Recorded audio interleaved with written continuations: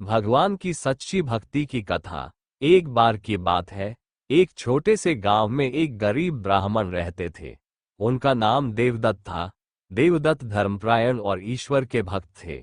वह रोज सुबह उठकर भगवान की पूजा करते, भजन गाते और गांव के लोगों को धर्म और नैतिकता का पाठ पढ़ाते।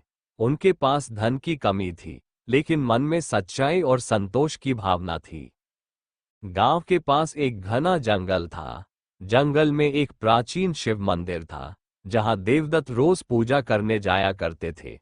एक दिन जब वह मंदिर गए, तो उन्होंने देखा कि वहां एक सर्प शिवलिंग के पास बैठा हुआ है।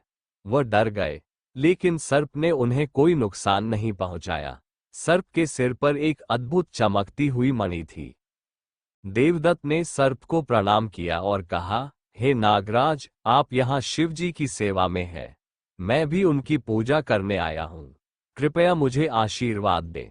सर्प ने कहा, हे ब्राह्मण, मैं तुम्हारी भक्ति से प्रसन्न हूँ। यह मणि तुम्हें धन और सुख प्रदान कर सकती है। इसे ले जाओ और अपने जीवन को समृद्ध बनाओ। देवदत्त ने मणि को लेने से इनकार कर दिया और कहा, हे नागराज, मैं भगवान शिव का भक्त हूँ। मैं धन के लिए उनकी पूजा नहीं करता। मुझे केवल उनकी कृपा चाहिए। ये सुनकर सर्प बहुत प्रसन्न हुआ और कहा, तुम्हारी निस्वार्थ भक्ति ने मेरा हृदय जीत लिया है। तुम सच में धर्म के मार्ग पर चलने वाले हो। इस मणि को अपने पास रखो, लेकिन इसे केवल दूसरों की सहायता के लिए प्रयोग करना। देवदत्त ने मणि को स्वीकार कर लिया और गांव लौट आए। उन्होंने उस मणि का उपयोग गांव के गरीबों की मदद करने और मंदिर के जीर्णोद्धार के लिए किया। जल्द ही उनका गांव खुशहाल हो गया। लोग उनकी ईमानदारी और धर्मपरायणता की सराहना करने लगे। एक दिन गांव में एक स्वार्थी व्यापारी आया। उसने मणि के बारे में सुना और देवदत्त के पास जाकर उसे खरीदने की कोशिश की। देवदत्त ने मना कर दिया और कहा, यह मणि भगवान का आशीर्वाद है। इसे बेचा नहीं जा सकता। व्यापारी ने लालचवश मणि चुराने की योजना बनाई। रात के समय वह मंदिर में घुसा और मणि चुराने की कोशिश की। तभी सर्प प्रकट हुआ और व्यापारी को डराते हुए कहा, तुमने धर्म के मार्ग से हटकर गलत काम किया है। इस मणि पर केवल सच्चे भक्त का अधिकार है। जाओ और अपनी गलतियों के लिए क्षमा मांगो।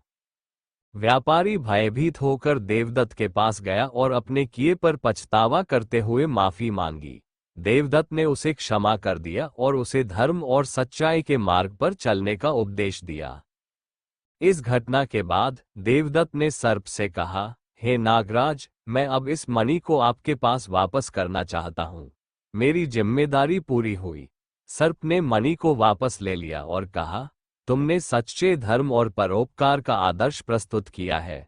भगवान शिव हमेशा तुम्हारे साथ रहेंगे।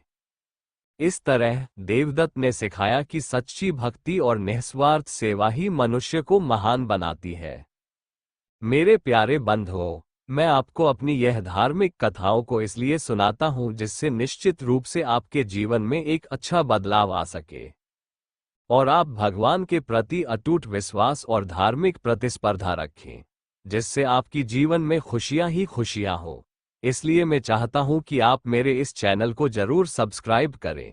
साथ ही अपने दोस्तों के साथ मेरे इन धार्मिक कथाओं को जरूर शेयर करें और बेल आइकन को भी जरूर दबा दें, जिससे हमारी धार्मिक कथा आप तक सबसे पहले पहुंच सके। जय भोलेनाथ। हर हर महादेव।